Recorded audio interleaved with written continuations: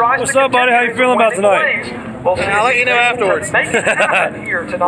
long as she ain't wrinkled up, we're all right. Car number 5. That'd be a great night. Top 5 to put on a trailer, take her home. That'd be a good night. All right.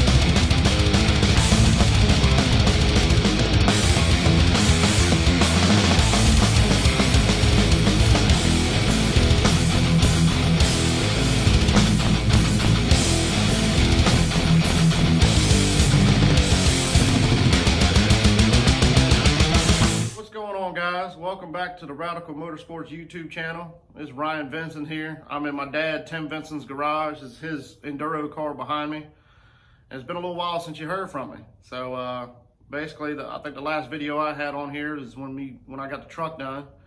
And since then, I finished building the Cavalier and went out for opening night at Langley Speedway on April 3rd. And had some bad luck, but we'll get into that in just a little bit.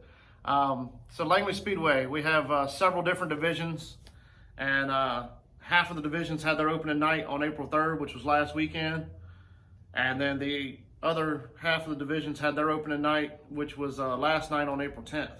So we got several members of Radical Motorsports across other divisions. We need to get on the ball with getting some more driver interviews like we did when we first started the channel. But anyway, we'll start with April 3rd. So the first race of the night was Super Street. Well, the first race of the night for Radical Motorsports was Super Street. We had Chris Spangler and his new number 33 Monte Carlo. He qualified good. The car felt good in practice. And sadly, during the race, he got caught up in an incident pretty early and had to come in the pits. Dwight, myself, a couple other people helping us. He duct taped the front bumper back on, sent him back out there. And sadly, somewhere around the midway point, maybe a little bit thereafter, he got caught up in an incident and it busted his radiator. So the radiator was leaking water, it was busted. He was unable to finish the race. Moving on to Enduros, which was the other race with Radical Motorsports members involved, myself included. This was April 3rd as well. My car went out for practice and she broke.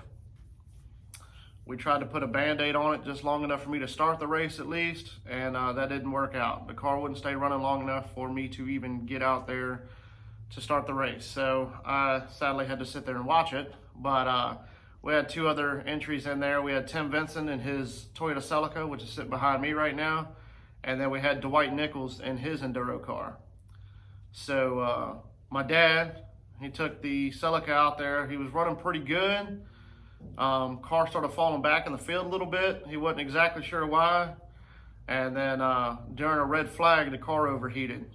Come to find out, his radiator had a leak in it. And so that knocked him out of the race. He had to pull in early, watch the rest of the race inside the pits with me. And it wasn't a great night for him either. Dwight Nichols, though, was able to finish the race. I do not remember where he finished off the top of my head. I know he was placed 9th at one point on Race Monitor, but I think there was a couple people's transponders not cooperating with the track, so I'm not exactly sure where he ended up. But he definitely was the only one from Radical Motorsports on opening night, April 3rd, to finish a race. But we all had a good time. We didn't tear nothing up too bad. There'll be another race day. We'll all be back together and hopefully have some better luck next time we hit the track. So April 10th, which was yesterday, on the U-Car division, we had Billy Robinson driving his number 27 Nissan Sentra. The racetrack now at car number 27. We also have Robert DeZero in his Honda Del Sol. To the Speedway and the 00 entry. And Dwight Nichols in his number 7 U-Car, which he wasn't out there with us, sadly. He's on vacation, can't blame him for that. So Billy had a real good run, especially for his first time in a U-Car race. He finished 7th out of a total of 15 entries in the U-Car division. Not too bad at all. He had a good, strong run. I think he's going to be a whole lot quicker once he gets some adjustments made to the car. But he seemed to be doing pretty good. DeZero, man, he took off very early in the race, jumped in front, got the lead, and held it for a majority of the first half of the race. A caution came out. He didn't get as good as a jump after the caution. He ended up getting passed by the number 6 U-Car, driven by Christian Keller. And He held his own though, stayed right up there at the front, and DeZero finished second in his Del Sol. So it was a good night for Radical Motorsports in the U-Car division. We can't wait for Dwight to be out there the next U-Car race, see what he can do in the new Joker, and we just look forward to that. I'm not exactly sure when the U-Cars run again, but we'll make sure to have some footage and report on that as well. Sean Atkins, our modified driver, he gave the car a good run, got a good feel for it. He had a couple of spins during the race. One of them brought out a caution. I think he finished up 12th. Don't quote me on that. But good running car, good looking car. And the official results from last night aren't out yet, but I think Quarter Race Monitor, he was showing his 12th finishing up. So hopefully he'll be back out there and able to make a better run at it next time. So that was basically opening night for Radical Motorsports. Split up over 2 different nights, but it's going to be a couple weeks before we get back out on the track again. I believe it's going to be the last weekend in April, and that'll be the Enduros will be back out there. I'm not sure what the other divisions are that are running, but we'll be sure to be there making some content, get some footage for you guys, and report on the results. So with all that being said, like, subscribe, comment.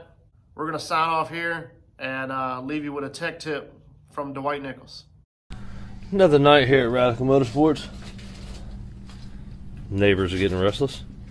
When you gotta replace and put this new little jigger in, and it's a real bear coming out, this bolt got seized into it. I found the easiest thing is just to heat it up, knock the whole center out of it, and then you just cut a little sliver out. Just take a Sawzall, blade fits in there fine. You cut a sliver out. Once you get the sliver out,